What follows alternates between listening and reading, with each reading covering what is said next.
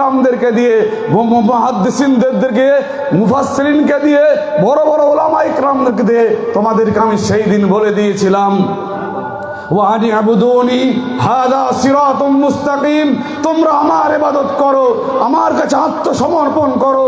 তোমার এই কপাল আজান শোনা মাত্রই মসজিদের প্রথম কাতারে গিয়ে সেজদায় লুটিয়ে পড়বে। হাদা সিরাতুম মুস্তাকিম, এটাই ছিল সরল এবং সঠিক পথ। এই জীবন আদর্শ পৃথিবীর বুকে সবচাইতে রুচি সম্পন্ন জীবন আদর্শ।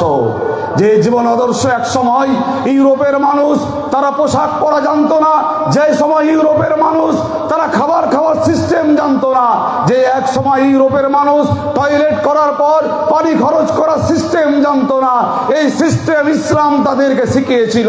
আর সেই এই ইসলাম হচ্ছে হাদা সিরাতুম মুস্তাকিম, এটাই হচ্ছে সরল সঠিক পথ।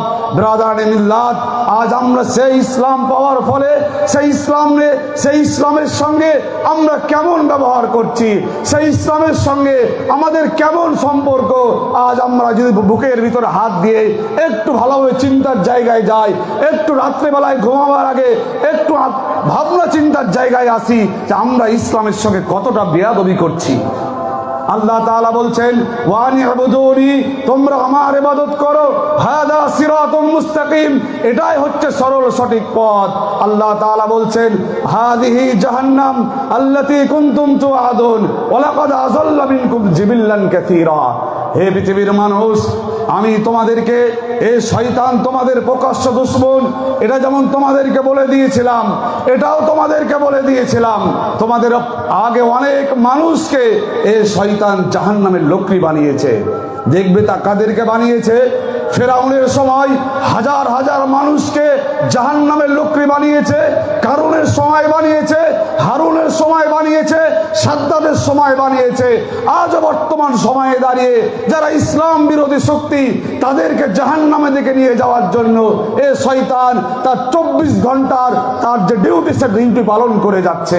ওয়ালাকাদ আযাল্লা মিনকুম জিবিল্লান কাসীরা আফালাম তাকুনু তাকিলুন, তোমরা বিবেক খাটিয়ে কাজ করবে না? শয়তানকে চিনবে না? শয়তানের কি কি কাজ তোমরা একটু নোট ডাউন করবে না? সেগুলো নিয়ে তোমরা সেখান থেকে দূরে সরে থাকবে না? আল্লাহ তাআলা মানুষকে বলতে, আফালাম তাকুনু তাকিলুন, বিবেক খাটিয়ে কাজ করবে না?